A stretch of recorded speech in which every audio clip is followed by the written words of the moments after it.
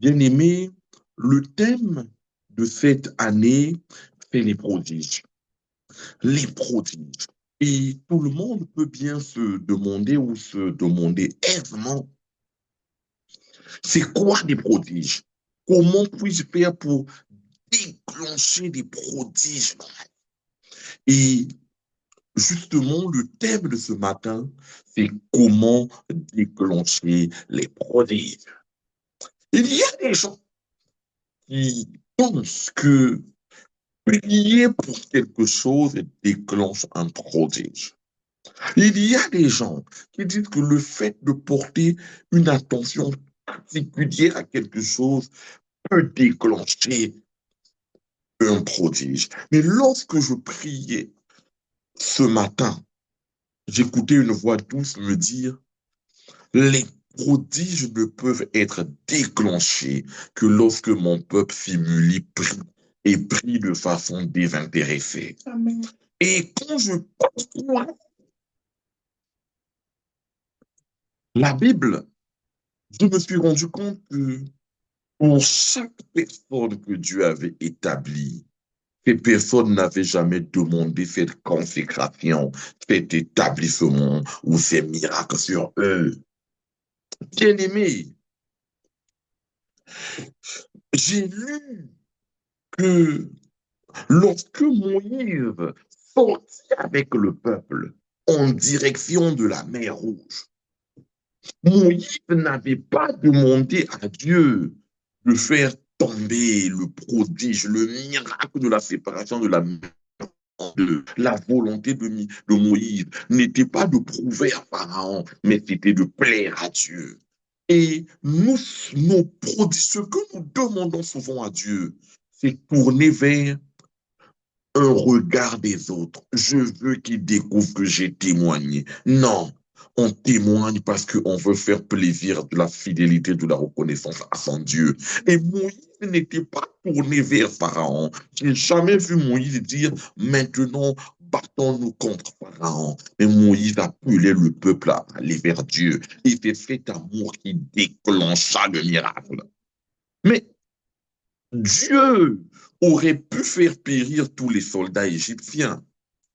Dieu aurait pu donner un autre chemin. Mais justement, le prodige est aussi l'inattendu miraculeux. Seigneur, donne-moi un enfant. C'est pas un prodige.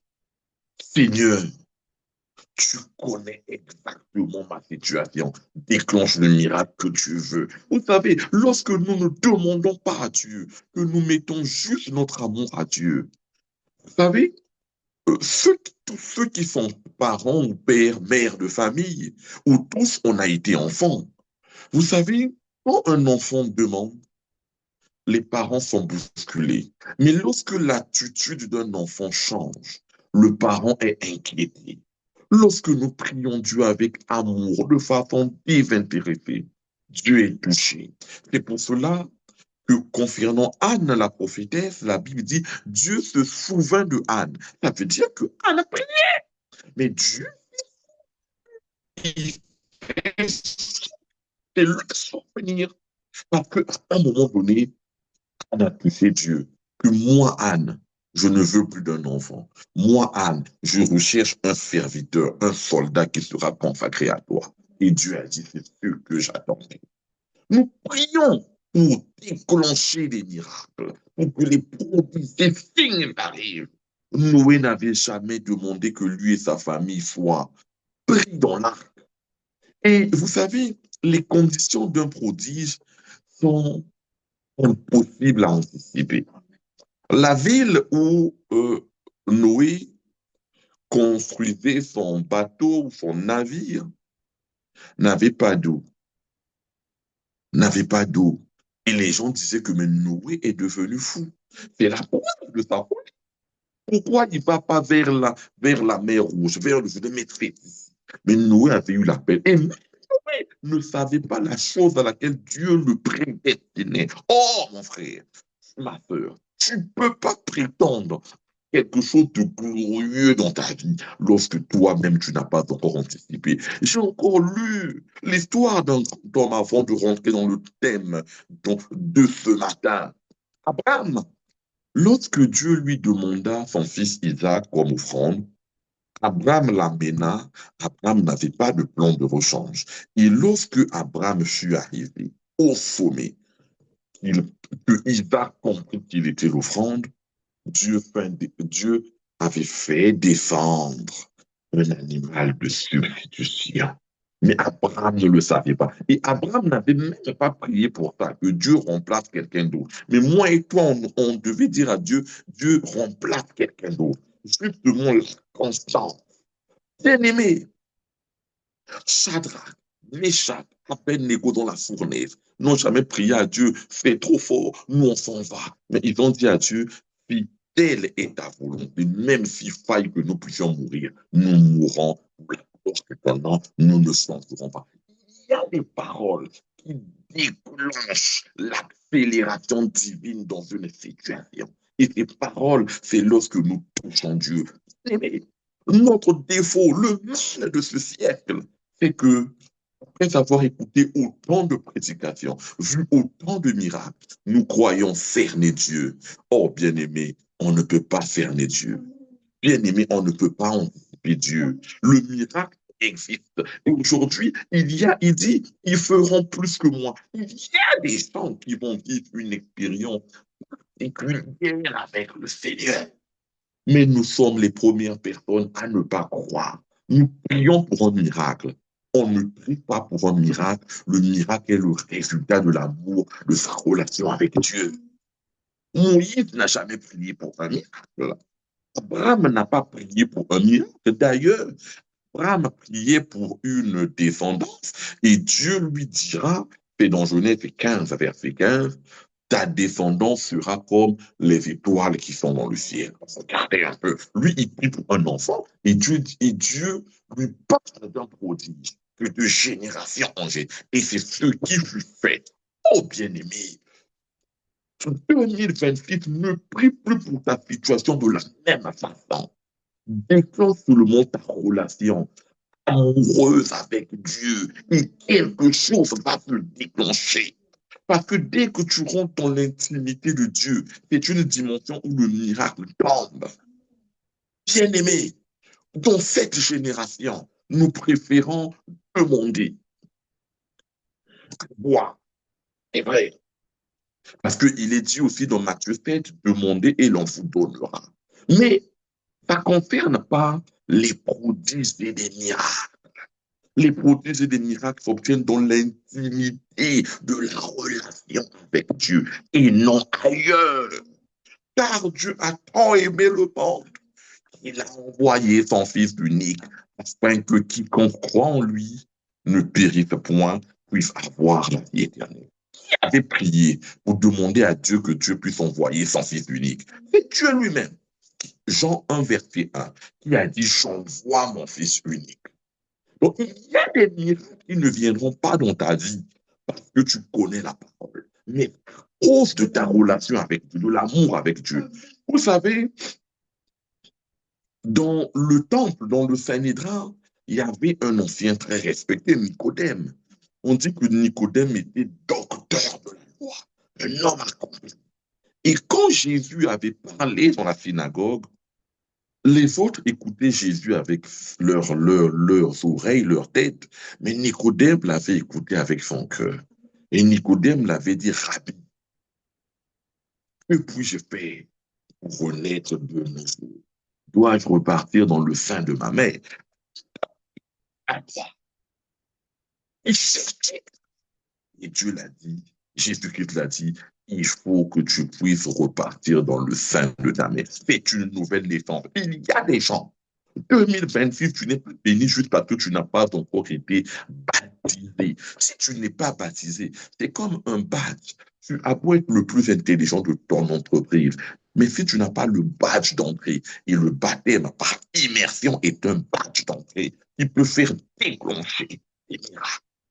Bien-aimé, à la Pentecôte, les apôtres n'avaient pas demandé à Dieu, fais ceci. C'est Dieu même qui s'était révélé et qui avait parlé à tout un chacun dans leur idiome. Bien-aimé, c'est dans l'amour. Et l'amour que Pierre, renouvelé, dégageait, lui et les 11 autres, était tellement fort que Dieu s'est manifesté au départ de Jésus-Christ. Il s'est manifesté. Bien-aimé, le secret du prodige, ce n'est pas peut-être de combattre les gens en prière. Non, nos combats seront stériles. Mais c'est d'aimer Dieu qui est le déclenchement. Personne n'a vécu une vie d'intimité avec Dieu et a été déçu. Quand il dit quelque chose, il le réalise. Il avait dit à Moïse, puis Abraham, je rendrai vos noms grands. D'ailleurs, ce matin, des milliards, des milliers d'années après, je parle de Moïse, je parle de Abraham. Qui es-tu réellement? Es-tu Déborah? Es-tu Anne? Qui es-tu réellement? Quelle est réellement ta mission avec Dieu? Tu peux pas le, tu l'as, je sais que tu l'as cherché dans les jeunes, dans beaucoup de choses, dans les privations. Mais 2026, cherche Dieu dans l'amour et dans l'intimité d'une relation particulière avec lui. Vous savez, il y a des gens qui sont des grands administrateurs dans les nations, mais ils n'ont pas l'intimité avec le chef ou la chef d'État de la nation. Et ça leur prive de se déployer. Vous savez, quand tu es dans l'amour avec Dieu, tu peux déclencher, tu peux bénéficier plus que ce qui était réellement dû. Vous savez, dans la dimension humaine, si j'étais humain, j'aurais choisi à la place de Moïse d'être le fils de Pharaon. Mais la Bible nous dit dans Hébreu 11, versets 24 à 26, Hébreu 11, versets 24 à 26, c'est par la foi que Moïse, devenu grand, refusa d'être appelé fils de la fille de Pharaon. Aimons mieux être maltraité avec le peuple de Dieu que d'avoir un temps de jouissance du péché, regardant l'opprobre de Christ comme une richesse plus grande que les trésors d'Égypte. Bien-aimé, si tu ne vis pas dans l'intimité, tu ne peux pas refuser le palais et vivre comme Moïse. Et l'intimité, le refus de Moïse à vivre dans le palais, à se considérer comme le fils de Pharaon, le fils, donc le petit-fils, le fils de la fille de Pharaon. Tout ça, Dieu, inexorablement, déclenché un miracle, des prodiges dans la vie de Moïse. Bien-aimé, Moïse n'avait que son bâton, mais devant Pharaon, le bâton de Moïse devint un serpent.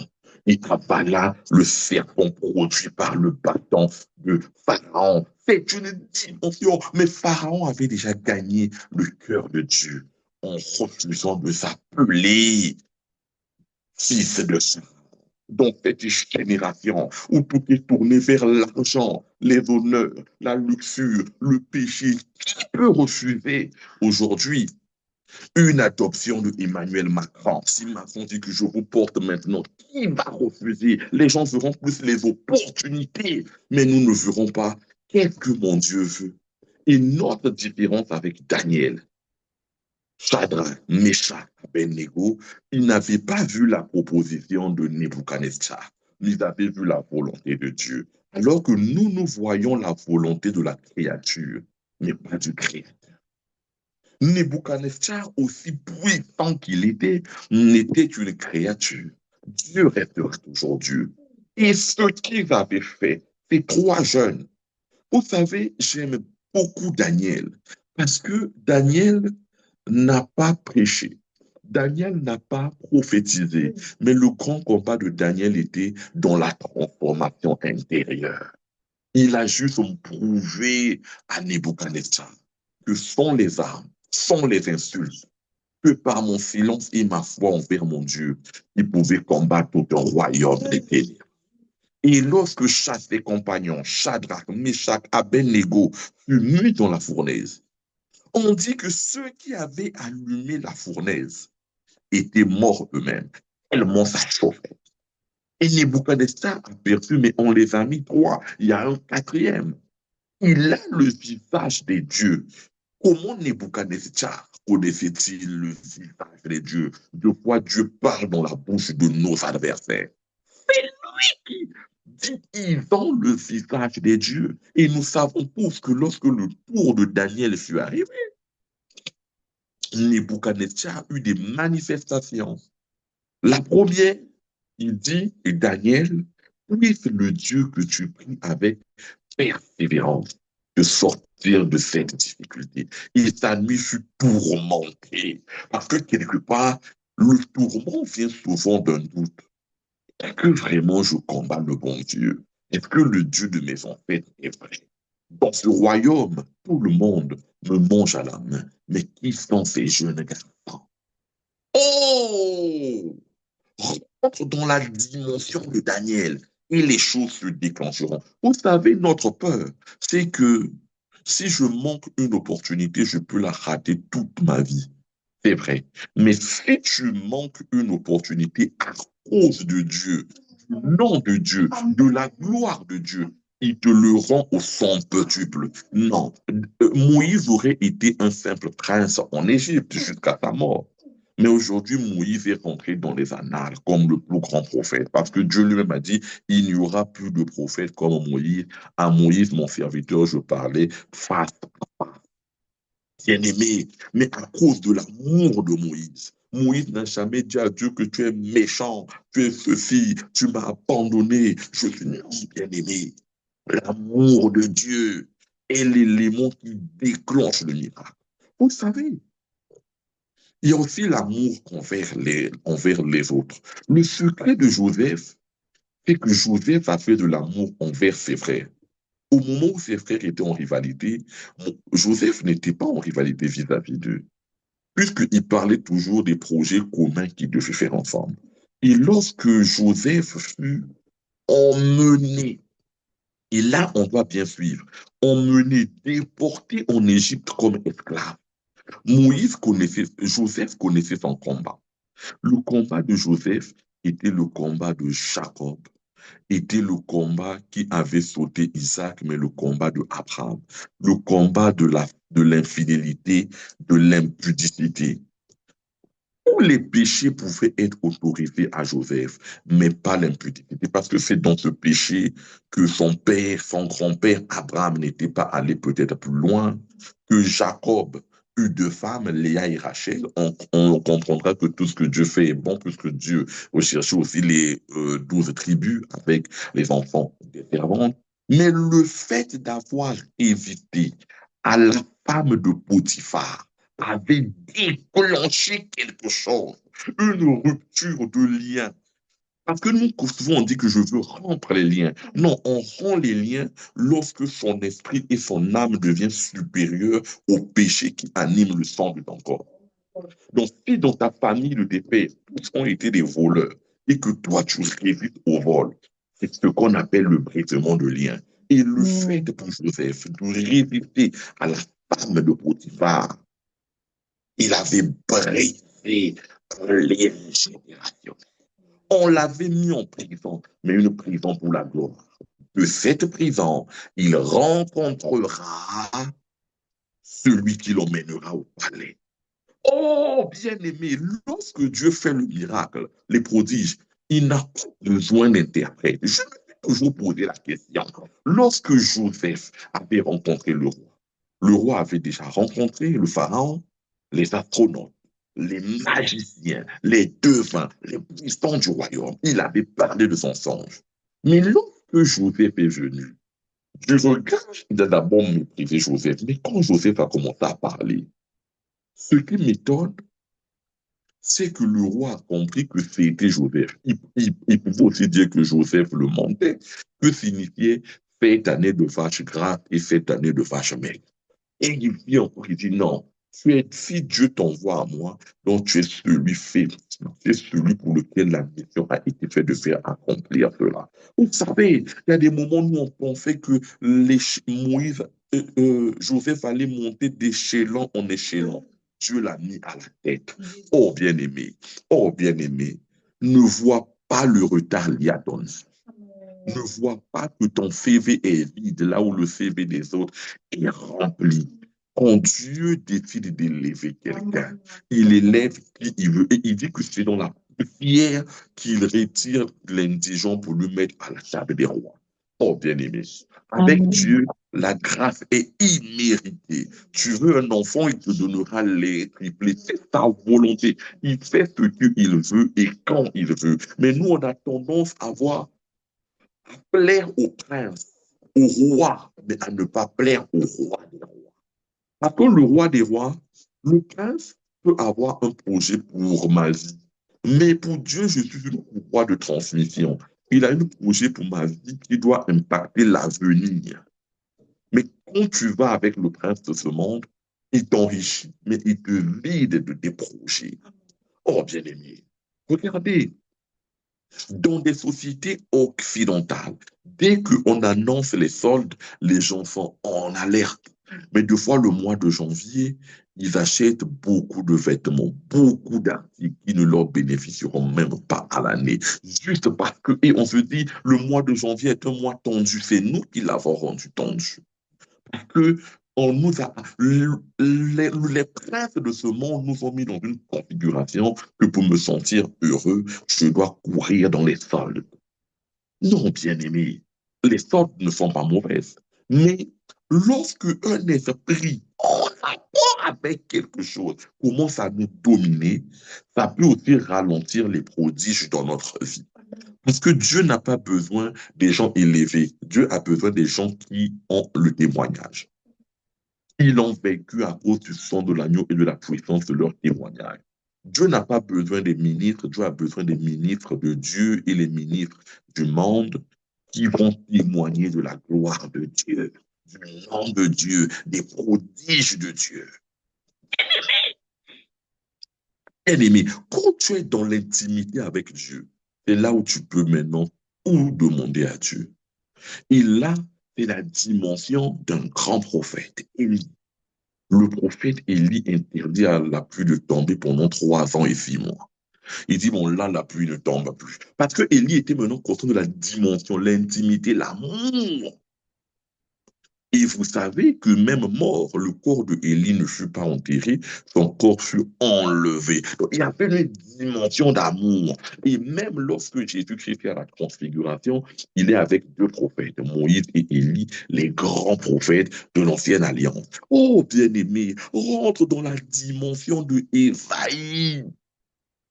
Des siècles avant l'arrivée de Jésus-Christ, Ésaïe dira déjà, c'est par tes meurtrissures que nous sommes guéris. Des siècles, il avait vu Jésus-Christ comme une robe. Oh, bien-aimé, les prodiges, si nous restons religieux, nous ne verrons pas les prodiges. Les gens qui étaient dans le Saint-Temple, le Saint-Étrange, étaient des fils, des arrière-petits-fils des sacrificateurs. Ils attendaient Jésus. Jésus était là. Mais comme ils avaient fait de Jésus un film, il viendra comme ça, il fera ceci. Et dès que ce film-là fut différent du film que eux ils avaient mis dans leur tête, il fut déstabilisé. Ils attendaient peut-être voir un cheval de feu passer dans le ciel, des manifestations d'un grand ouragan. Mais Jésus était devenu le plus simplement possible. Parce qu'il avait compris que c'est pas, la force n'est pas importante, mais la dimension intérieure est plus importante que la dimension extérieure. Beaucoup de gens travaillent leur apparence extérieure. Mais dès que quelqu'un cause avec ces personnes, ils vont découvrir une dimension froide de leur intérieur. Vous devenez un être glacial. Combien même vous avez tout fait pour vos parures, vous avez des beaux vêtements, vous avez tout. Mais la dimension intérieure, c'est elle qui fait rayonner la dimension extérieure. Oh, bien-aimé, le miracle, le miracle. Je parle à une sœur qui a souvent des douleurs au niveau de ses pieds. Que cette année, ces douleurs vont partir à cause de ton intimité avec Dieu, à cause de l'amour avec Dieu, à cause de la place que tu mets avec Dieu. Vis avec Dieu, bois que le produit de Dieu, n'écoute que Dieu pendant un temps et tu vas commencer à voir des choses se manifester dans la vie. Je parle à quelqu'un qui est connecté, Il ressent souvent des palpitations comme des douleurs au niveau de son cœur. On me montre des palpitations au niveau du cœur. Et à un moment donné, tu as l'impression que quand tu fais beaucoup d'efforts, ton cœur se fatigue. Et on me dit de dire à cette personne que pendant 3 jours, afin qu'elle se lève, qu'elle prie et elle prenne, c'est une personne, mais c'est un homme, il puisse donc prendre, je dis directement le sexe de la personne, une petite cuillère d'huile d'olive, l'avaler et boire et dire à Dieu, telle l'huile d'olive avait produit ses faits pour cette femme veuve, que l'huile d'olive puisse venir restaurer mon cœur sous instruction de Jésus-Christ de Nazareth pendant 3 jours. Et ses palpitations vont s'arrêter. Il y a des moments, il ressent, quand il se lève, ces palpitations laissaient le cœur toucher l'arrière de son dos, le côté gauche au niveau de l'épaule. Et on me parle de cette personne qui est en ce moment connectée. Et Dieu veut encore de cette personne. Car ton humiliation, à le servir avec acharnement, à toucher Dieu, à toucher Dieu. Vous savez, les plus grandes personnes qui prient pour nous, c'est 2 fois des personnes que nous avons impactées et touchées. Et cette personne avait prié pour une fille de 12 ans, 13 ans, et jusqu'aujourd'hui, chaque fois, cette fille lui remet dans ses prières. Prends soin de ce papa qui m'avait prié pour moi. Seigneur, ne l'abandonne pas. Vous savez, on a trop, nous, on s'est permis le droit d'arroger que X était une petite personne, X une grande personne, X a une dimension, mais il n'y a que dans le secret Dieu qui connaît. Dieu nous a donné un pouvoir de donner les noms de tous les animaux, d'être au-dessus d'eux. Mais Dieu ne nous a pas donné le pouvoir sur les autres hommes. Nous, on confond le pouvoir et l'autorité. L'autorité vient de l'ordre. Des hommes peuvent être placés sous votre autorité pour accomplir des tâches ou des missions. Mais le pouvoir sur la vie d'un homme tient à Dieu seul. Parce que c'est Dieu le rémunérateur, c'est Dieu qui donne le souffle de vie et c'est Dieu qui le retire. Aucun autre homme. Je parle ce soir à une sœur qui ressent souvent des douleurs au niveau du bas de son ventre à chaque fois qu'elle est en période de menstru. Et à cet effet, 2 fois, tu prends des médicaments. Et Dieu, pour cette année 2026, dit, achète-toi 2 canettes d'eau, 2 canettes d'eau, et imprime, je montre maintenant la canette, là où imprime-toi un ruban comme ça, où tu vas juste écrire un ruban comme ça, foi en Jésus-Christ. Et ces 2 canettes, tu vas le boire comme un médicament pendant une semaine et tu verras. Écris juste que c'est un médicament, foi en Jésus-Christ. Tout simplement. Vous savez, notre Dieu est souverain. Il n'a pas besoin des grandes choses, car tout lui appartient, le ciel et la terre. Tout existe et il nous a donné l'intelligence pour déclencher. Oh, bien aimé, le miracle de Dieu est lié à l'amour, à l'intimité. L'amour que nous avons pour Dieu. Mais aujourd'hui, nous avons maintenant un amour pour les biens matériels, un amour pour le devenir, un amour pour notre image, un amour pour notre ministère. Vous savez, il y a des gens qui aiment leur église plus que Dieu. Et Dieu n'est pas là-bas. Parce que Dieu dit, à force de trop aimer l'église, tu finiras par oublier celui qui est à la tête de l'église. C'est Dieu lui-même. Aujourd'hui, il y a des gens qui sont plus préoccupés par la construction de l'église que par sa relation intimité avec Dieu. Oh, bien-aimé, une église sans âme, une église sans message est une église morte. Bien-aimé, on peut se balader dans la France ou encore dans le monde, trouver beaucoup de bâtiments abandonnés, en faire des lieux de culte. Mais tant que l'Esprit de Dieu ne va pas régner en ces lieux, rien ne se passera. Parce qu'il y a comme quelque chose. Vous savez, je bénis le ciel du fait que Pendant un temps, il ne nous a pas donné une église physique. Vous savez, dans la construction d'une église physique, deux fois l'attention du serviteur de Dieu sera plus axée sur l'ordre, le matériel, les éléments de l'église. Et il oublie souvent l'essentiel, l'amour et le rapprochement des brebis qu'on lui a donné. On va plus penser à soigner l'enclos, comment est la porte. On oublie que on nous a donné des brebis. Et c'est pour cela que Dieu veut que nous nous retrouvons dans des forums ici aussi puissants pour savoir qu'il a un amour démesuré avec nous. Donc, bien aimé, j'ai aimé la prière de ce matin pour que Dieu nous donne une église. Dieu va donner notre église physique, mais l'attente est surtout liée au fait que Dieu voulait d'abord transformer nos cœurs. Dieu pouvait prendre tous les habitants d'Égypte, les Juifs, les faire disparaître et les faire apparaître sur la terre promise. Mais notre Dieu est aussi un Dieu de transformation. Et ça devait être aussi simple que le miracle de diviser la mer en deux. Mais c'est pas ce qui intéresse Dieu. Ce qui intéresse Dieu, c'est nos cœurs. Dieu ne veut pas une église de mur seulement, mais Dieu veut une église de cœur. Où est l'église de Jésus-Christ de Nazareth? Où sont les bâtiments? Mais aujourd'hui, les bâtiments du Saint-Temple, aussi grands, n'ont pas la même résonance que le message de Christ. Dieu donnera notre Église comme témoignage pour des générations à venir, parce que cette Église ne s'arrêtera pas. Elle est appelée à se perpétuer des générations après. Mais pour les gens qui sont en train de bâtir cette Église, Dieu nous demande de mettre notre cœur, nos moyens, nos disponibilités et surtout notre amour vis-à-vis de lui. Oh, bien-aimé, au moment où nous cherchons des financements tout azimut, celui qui siège très haut rit, car il en a des solutions. L'or et l'argent lui appartiennent. Il vient le moment où il cherchera les adorateurs. Il adore en esprit et en vérité. Bien aimé, j'ai vu ce que le monde appelle les grands hommes de Dieu qui ont des méga church.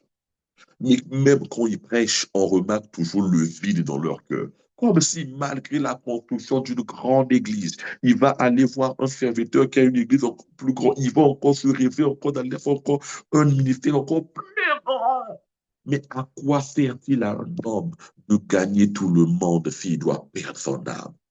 À quoi sert-il à un serviteur d'avoir 1 million, 2 millions de membres si il n'est pas appelé à la transformation, à apporter le miracle et le renouvellement, le rajeunissement de pensée chez ces personnes? Rien.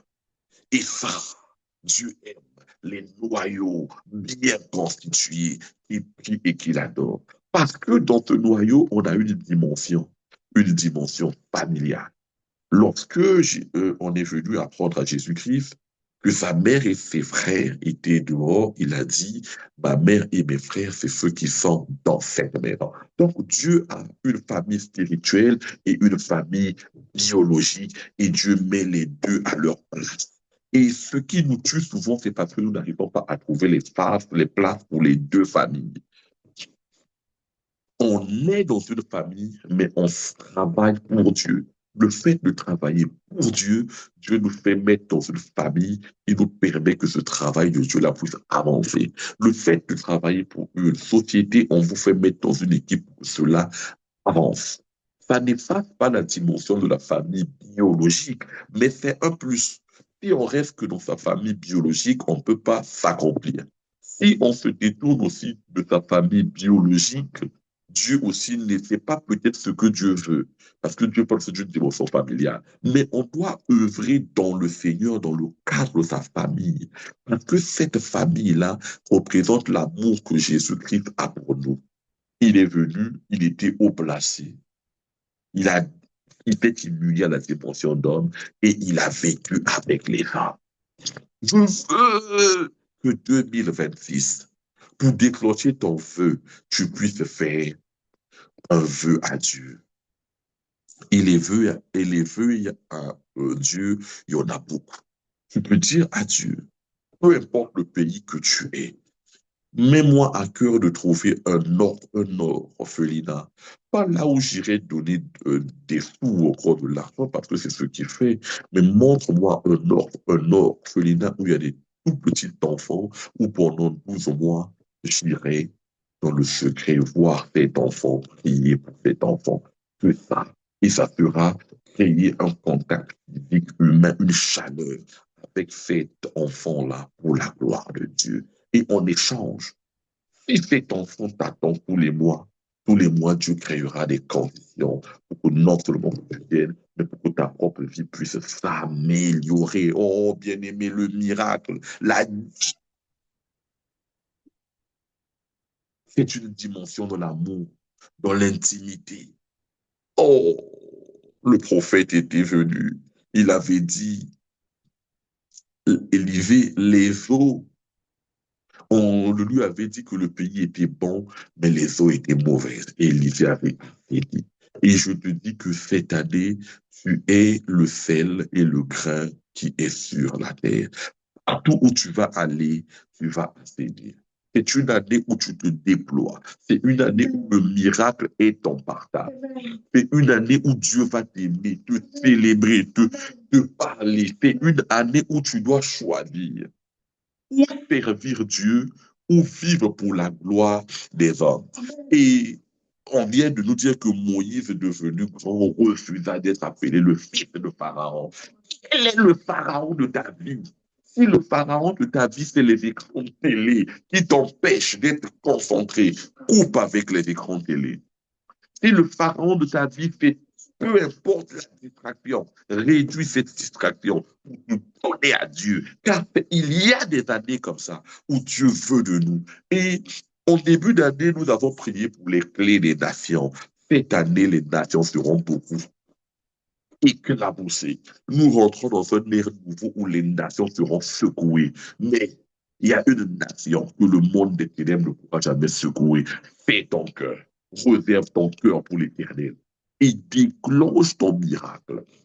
Le miracle fait que peu importe ce qui peut arriver, toi et ta famille, vous soyez toujours épargnés. Toi et ta famille dans le Seigneur, vous soyez toujours épargnés. Oh, bien-aimé, qu'il est glorieux de le servir. Bien-aimé, qu'il est bon et qu'il est doux. Bien-aimé, avoir l'intimité avec Dieu. Vous savez, la paix que nous recherchons dans le monde est liée à l'intimité, à ta relation avec Dieu. Quand quelqu'un a la paix et l'intimité avec Dieu, il change. Et j'ai senti cet apaisement dans la vie de Paul de Sartre devenu Paul.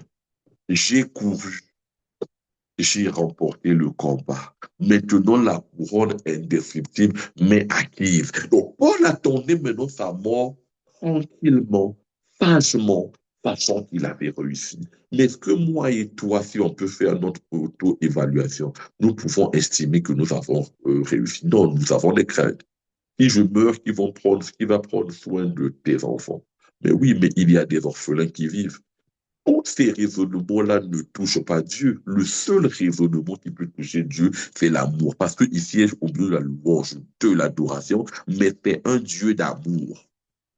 Donc, si tu es dans des considérations égoïstes, que tu veux être grand-père ou arrière-grand-père, grand-mère ou arrière-grand-mère, et que Dieu ne se retrouve pas dedans, ça n'intéresse pas Dieu. Dieu, ce qu'il veut, c'est l'amour vis-à-vis de lui. Parce qu'il sait que la quantité d'amour que tu as pour lui, tu vas le déverser à d'autres personnes. Et lui, il aime ça. Et aussi longtemps que tu peux vivre pour déverser ça à d'autres personnes, Dieu est heureux parce que à travers toi, il accomplit les desseins et les destins.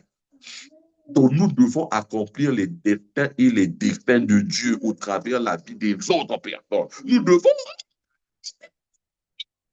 et non être là à dire Dieu quand j'aurai ma retraite. Oui, mais tu peux avoir ta retraite et être tourmenté. Tu peux vivre longtemps et ne pas être. Vous savez, on veut vivre longtemps pour accomplir quelque chose. Siméon avait dit que tant qu'il bat, il ne va pas accueillir Jésus-Christ dans la synagogue, il ne mourra point. C'était une requête légitime. Dieu l'a fait vivre le vieux Siméon aussi longtemps possible pour qu'il puisse voir Jésus-Christ. Bien-aimé, si tu veux t'accrocher à cette vie où les défis deviennent trop grands, accroche-toi une parole, un mot, quelque chose qui va te lier intimement à Dieu. Dire à Dieu que ça, c'est que dans ton amour que moi et toi, nous pouvons le faire.